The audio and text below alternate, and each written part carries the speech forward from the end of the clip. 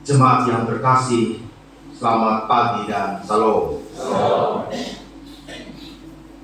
Hari ini kita memasuki Minggu Prapaskah yang ke-7 atau Minggu Sengsara yang ke-7 dalam tradisi Gereja Kristen Sumba, dalam tema Hosiana di tempat yang maha tinggi. Bapak, Ibu, dan saudara-saudara yang terkasih, Minggu Palmarum, walaupun dalam tradisi Protestan kita tidak membawa daun palma atau palen di gereja sama seperti saudara-saudara kita di Katolik, namun kita menyambut hari ini sebagai hari yang penting dalam 5 hari menjelang perayaan Jumat Agung, karena merupakan sebuah peringatan akan kedatangan Mesias dalam penderitaan. Bagaimana Yesus ingin membangun bahwa dalam hari raya Pondok Daun yang dirayakan oleh umat Yahudi saat itu, yang membebaskan mereka dari musuh, Yesus ingin menegaskan kembali bahwa musuh utama dari orang-orang Israel adalah dosa. Bukan musuh yang akan datang untuk berperang dengan kita, bukanlah musuh yang datang untuk menguasai seluruh hak-hak kita, tetapi musuh yang paling utama adalah dosa yang hadir dalam hidup manusia. Kedatangan Yesus di Betfage Betania yang berada dekat Yerusalem. Betfage berarti buah ara, dan Betania berarti buah kurma. Kedua kampung itu berdekatan dan terletak di Bukit Zaitun, karena menurut hukum Yahudi bahwa Betfage adalah salah satu raja Israel yang mereka harapkan akan membebaskan umat Israel dari dosa. Betfage adalah sebuah kampung yang menjadi tanda batas perjalanan pada hari Sabat bagi orang-orang Israel. Sedangkan Betania adalah salah satu tempat penginapan bagi para peziarah yang datang perayaan Paskah bila penginapan di Yerusalem sudah penuh. Jadi apa yang ingin dikatakan bahwa di Yerusalem saat itu ada begitu banyak orang yang berkumpul, dan ketika mereka tahu bahwa Yesus akan datang ke Yerusalem, orang-orang ini datang dengan berbagai macam motivasi. Tetapi motivasi yang paling utama adalah diberkatilah kerajaan yang datang, kerajaan Bapa kita Daud. Jadi konsep kerajaan Allah yang ingin dibangun oleh Yesus, yang harus melewati penderitaan, pikul salib, penyangkalan diri, berbeda dengan apa yang ingin disambut oleh umat Israel. Ada perbedaan konsep yang sangat fundamental, yang sangat mendasar.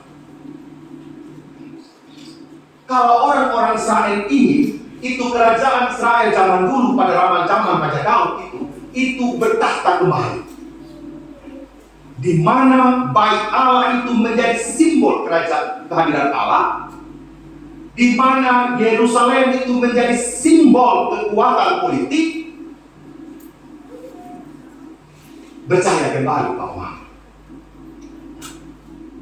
jadi yang diutamakan oleh orang-orang saat itu, kehadiran Yesus ini bukan dipandang sebagai Mesias yang menyelamatkan mereka dari dosa, tetapi yang menyelamatkan mereka dari kehidupan politik, yang memang kehidupan politik sangat buruk di bawah pemerintahan Romawi. Sekali lagi saya ulang bahwa masa antara meyakin tentang kedatangan Tuhan Yesus di Perjanjian Lama dengan masa Perjanjian Baru itu ada 400 tahun. Dan di 400 tahun ini umat Israel benar-benar merindukan tolong ada seseorang yang datang ke selamat kita. Karena mereka sedang hidup di bawah keluarga Makabeus dan kehidupan Romawi, yang benar-benar menjaga kehidupan orang-orang besar. Pajak yang tinggi, pemungut cukai yang mengambil 4 kali lipat pajak yang ada. Kehidupan para ahli Taurat, orang-orang Farisi, ya mereka omong itu firman, tapi hanya untuk menekan orang lain. Mereka sendiri tidak mau melakukan. Ya mungkin ibarat kalau zaman sekarang mungkin majelis ini hanya tahu katakan minum kolektif saja, tapi orang tidak melayani. Ya seperti itu saja mungkin bahasa hari ini. Jadi Bapak Ibu bisa bayangkan pemungut cukai lewat, wah semua orang banyak. Ahli Farisi lewat, orang omong, orang tanya tahu omong saja, tapi tidak mampu untuk melakukan firman. Seperti firman minggu lalu, ya. Hewan yang disediakan itu mempermudah orang yang jauh dari mana-mana untuk persembahan di bait Allah. Jadi orang misalnya kita kebaktian di Wengapu, orang dari Gunung Pahang, sudah tidak perlu bawa dari Gerbong, dari Keruk, tidak perlu, sudah tersedia di bait Allah. Tapi banyak orang paricuk di dalam halaman bait Allah. Itu yang ditentang oleh Tuhan Yesus. Itu uang bukan masuk di bait Allah, orang pakai main judi di halaman itu. Itu yang Yesus bongkar bangkit semua orang punya dagangan segala macam. Karena apa? Bukan rencana untuk menolong, tetapi rencana untuk memeras orang lain. Itu yang Yesus bongkar bangkit itu bait Allah. Dan kehidupan agama sedang tidak baik, kehidupan politik juga sedang tidak baik. Tetapi Tuhan Yesus bilang, orang yang mau ikut sama saya harus baik. Jadi Bapak Ibu bisa bayangkan di setiap situasi kehidupan kita ini, orang misalnya ada main judi, orang suka memaki, orang suka memeras orang lain hidup enak dengan hasil korupsi. Datang kita orang Kristen hidup apa adanya. Siapa tidak mau hidup enak? Semua mau. Tetapi dalam hidup yang menderita kita mempertahankan iman kita, itulah kehidupan Kristen yang sejati. Itu yang dimau oleh Tuhan. Dan Yesus ingin membongkar pemahaman orang Yahudi, orang-orang Israel saat itu. Ya. Dia datang tidak bawa itu kuda bawa keledai yang dia bawa. Mana ada raja yang datang bawa keledai? Saya tidak bisa bayangkan, kita bilang besok ini gubernur mau datang, menteri mau datang, kemudian dia naik sepeda, dia pakai masker, dia tutup pakai helm. Orang terang sambung sama dia, oh pegawai yang lewat adalah bos. Kuda, keledai. Yesus membolak-balikkan simbol itu. Saya tidak akan datang untuk menghalang engkau dari kehidupan politik. Engkau tetap hidup dalam seluruh kalung dunia ini. Tetapi engkau tunjukkan iman seperti apa. Sehingga kehadiran Yesus bagi orang Israel saat itu kadang disalahartikan. Baik dia sudah yang datang kasih selamat kita di depan politik. Jadi ketika kondisi ada juga politik masih mereka kanan, mereka bilang tidak benar dia. Karena sejatinya Tuhan Yesus melihat yang paling utama yang dalam hidupmu adalah apa? Dosa yang perlu engkau selesaikan. Baik engkau yang dalam dunia politik, yang memimpin secara politik, baik engkau yang berdagang di dalam bait Allah, engkau yang petani, engkau yang ahli-ahli Taurat, ahli agama, orang Farisi, yang Tuhan inginkan itu adalah pembaharuan hati, Bapak. Jadi tidak ada Yesus datang waktu itu dia musuh sama ahli Taurat, dia musuh sama orang Farisi, tidak ada. Buktinya Nikodemus tidak datang sama Tuhan Yesus, itu tidak Bapak.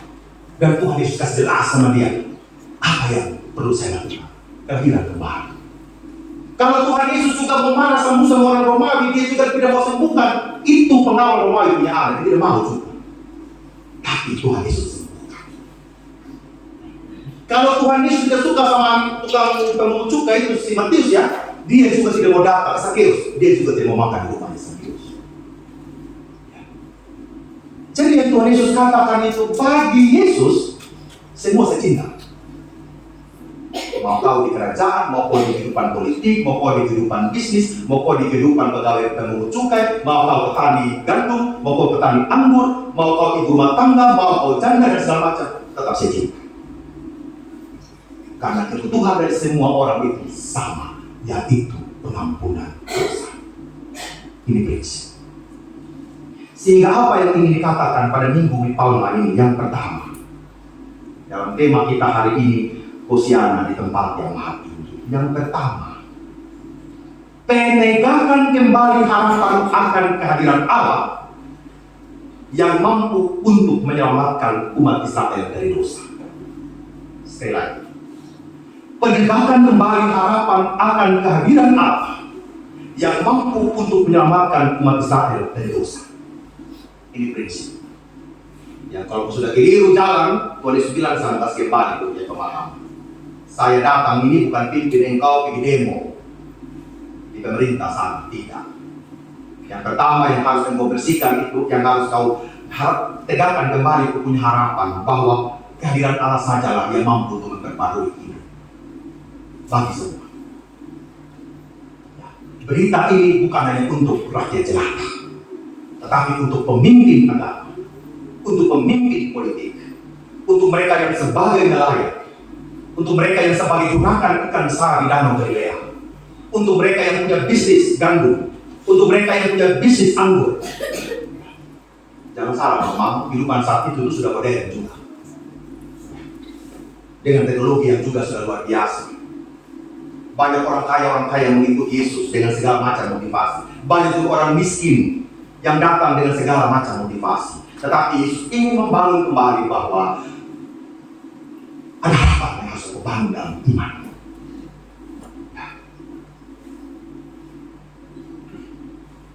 Mujizat terjadi, tetapi harus tahu sumbernya siapa. Kita terima berkat setiap hari, tetapi kita juga harus tahu sumbernya itu siapa. Jadi harapan kita bukan kita letakkan pada benda-benda itu yang kelihatan, tetapi harapan kita hanya kepada sumbernya, yaitu Tuhan. Amin. Itu yang paling utama. Bertumbuhnya gereja ini, Bapak Mama, bukan karena kita bisa bangun ABCD, bukan. Tetapi bagaimana kita menyadari bahwa kita membutuhkan Allah. Gereja ini membutuhkan Allah. Rumah tangga di Mampara ini membutuhkan Allah. Bahwa bisnis kita membutuhkan Allah. Keputusan-keputusan yang penting yang kita buat hari ini membutuhkan Allah. Kesadaran itu yang harus kita bangun. Pelayanan yang kita bangun, entah itu musik, entah itu singing, pemusik, itu hanya karena Allah. Bukan karena talenta-talenta yang kita miliki. Tidak ada seujung kuku pun. Tidak ada.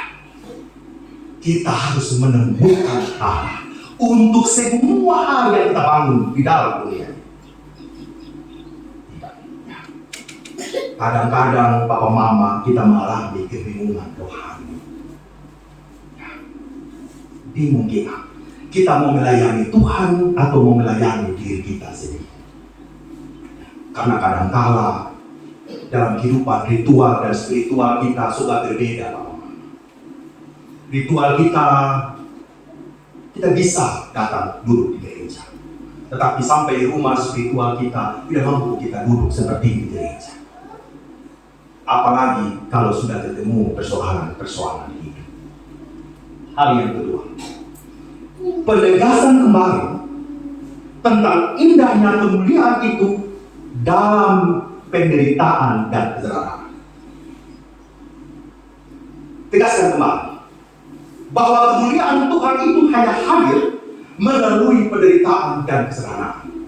Harus diingat dengan itu. Tidak ada tiba-tiba kita terima mahkota kehidupan yang tanpa melewati penderitaan dan jalan salib, tanpa melewati jalan kesederhanaan yang dipilih oleh Yesus. Dalam kuliah spiritualitas Kristen, saya ingat semester 6 dulu. Apa sih hidup sederhana itu? Hidup sederhana itu yang paling ekstrim adalah kita menjadi orang-orang yang pemaaf. Itu yang dikatakan oleh dosen saya ingat sekali. Kesederhanaan itu ketika kita tidak menggunakan hak kita, meskipun kita punya hak itu.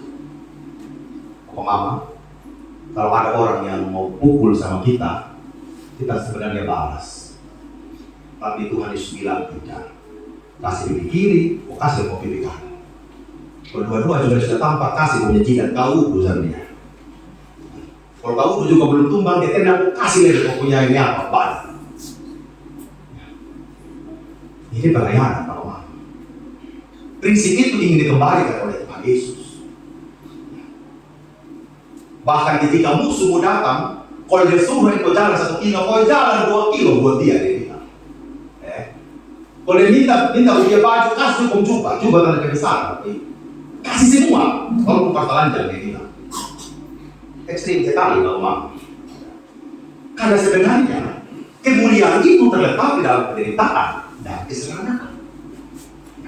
Kalau pelayanan kita mengalami ini ketersinggungan, itu bagian dari pelayanan sudah. Tapi bagaimana kau kelola ketersinggungan menjadi kemuliaan bagi orang lain, begitu. Tapi kalau ketersinggungan itu membuat engkau baper, bawa perasaan, lama-lama tidak jadi, Bapak. Tidak ada yang kita mau tegakkan selain bahwa saya pelayanan, saya sakit. Saya pelayanan, saya mengalami sakit hati, ya. Karena di gereja tidak semua mereka normal. Jangan di gereja. Kita kumpul di antara gereja juga bisa salah satu jadi setan, bisa juga, Pak. Realita hidup, Pak.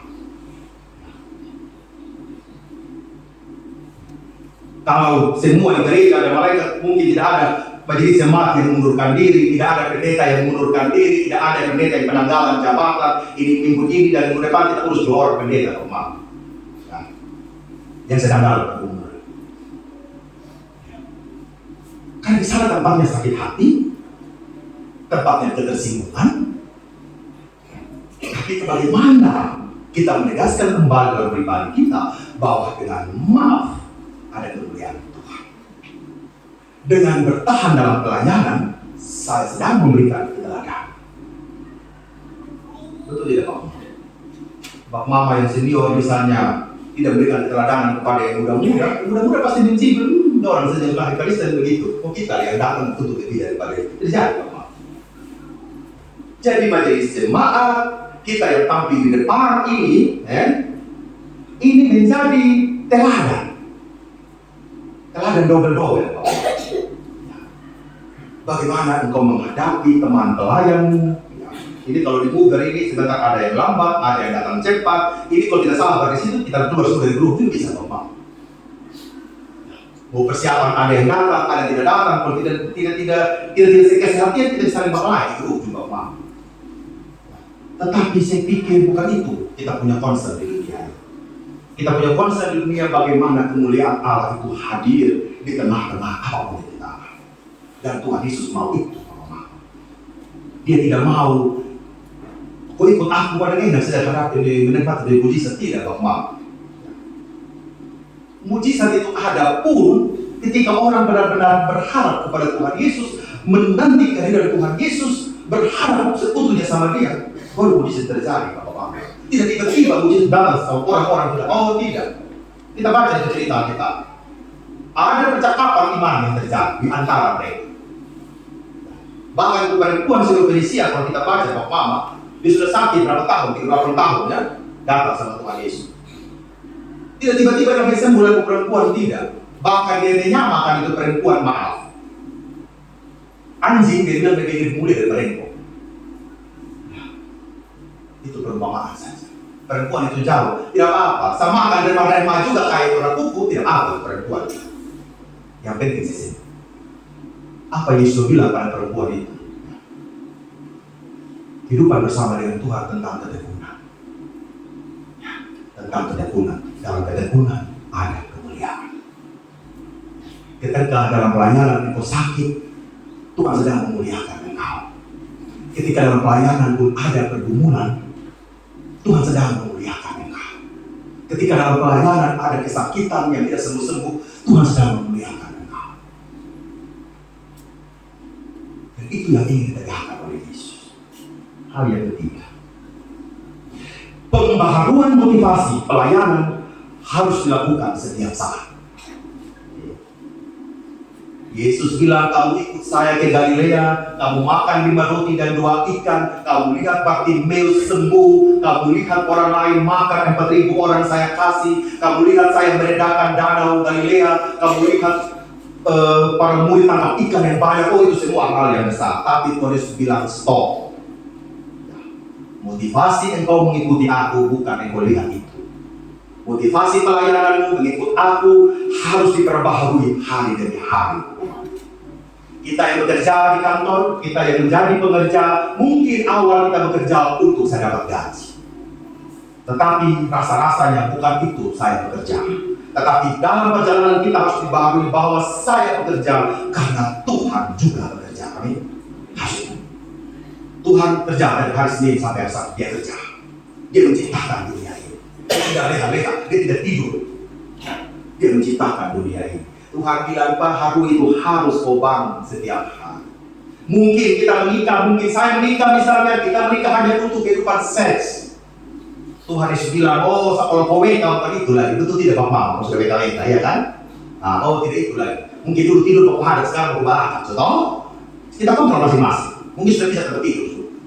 Karena bukan itu lagi yang kita butuhkan. Yang kita butuhkan itu adalah bagaimana ngomong sambil memandang wajahnya, ya kan? Ya toh? Kan begitu. Bukan itu lagi membuat anak, tidak lagi kita membuat enak aja sekarang. Gitu loh. Kan makin hari motivasi itu makin berbeda, Bapak. Makin ditumbuhkan bahwa kita semakin mengenal Tuhan Yesus. Mungkin dulu kita pergi gereja ini yang muda-muda, sampai lihat hari ini di Payet di sana. Gereja di Manupara, tapi gereja di Payet di Lengap, di Banyarin. Sama dulu begitu, Bapak. Hari preview, gereja preview dulu. Itu kan, dari jemaat Payet. Bapak, kenapa gereja preview? Di dekat, padahal sama sekali kan, gitu kan? Karena lihat punya rumah saya hati bahagia. Tapi kita kemarin di mall buang buka. Sedang sama di, pernah di, begitu lagi lupa. Saya parkir di sini, dia parkir di sini, mobil kami baca. Saya tahu terlambat lagi kan ya. Begitu kan ya. Dan jangan kedua saya keluar, dia pulang. Gitu kan. Macam ini bisa stop, gitu kan. Dia masih senyum aja gitu kan. Ya begitulah kisah hidup Bapak ya. Jadi motivasi kita setiap saat itu harus berubah. Mungkin dulu saya datang di gereja melayani, mencari hari.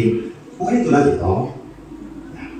Saya datang gereja mungkin, Om Angki bilang, saya tahu nolongan dia sama saya toh. Bukan itu ya, Om Angki suwe, Om Angki selesai diri sudah. Begitu kan ya, bahwa saya datang benar mau melayani Tuhan, bukan setuju sama skill menyanyi. Tidak begitu lagi. Jadi hidup ini berubah Bapak Mama, berubah.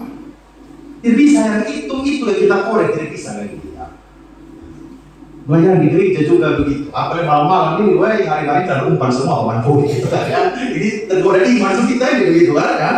Tapi rasanya bukan itu, kita cara datang ke sini. Tetapi bagaimana membangun ini persekutuan di Manupara. Ya.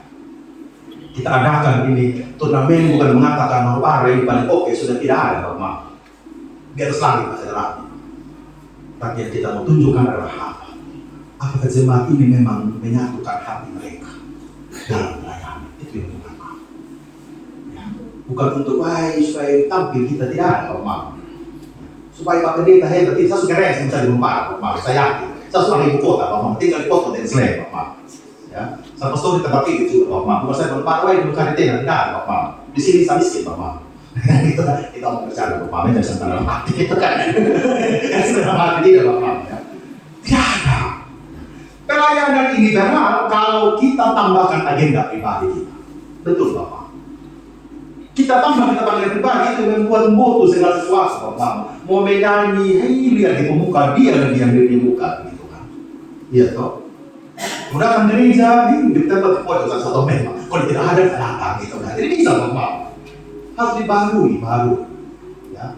Saya dari Pak ini sudah nikah punya adik Bapak. Jadi jangan-jangan ini ke satu saja. Gitu kan ya? Jadi kalau Pak Nofri pulang, temani gue di taman kawan, gitu kan? Jangan banyak gue aku ini rencananya apa ini kan ya. Jadi Bapak Mama, mari kita pulang hari Jumat, kita datang dengan hati yang siap untuk menerima roti dan anggur. Tidak ada hidup yang tidak ada pergumulan. Tidak ada hidup yang semuanya enak. Kita semua sedang ada dalam keadaan yang bahaya. Tapi orang Kristen harus memberikan kesejukan. Harus memberikan kesejukan. Tuhan memberkati dan menguatkan kita di Minggu Prapaskah karena Hosiana di tempat yang maha tinggi, Hosiana juga ada di dalam hati kita semua. Amin untuk firman Tuhan.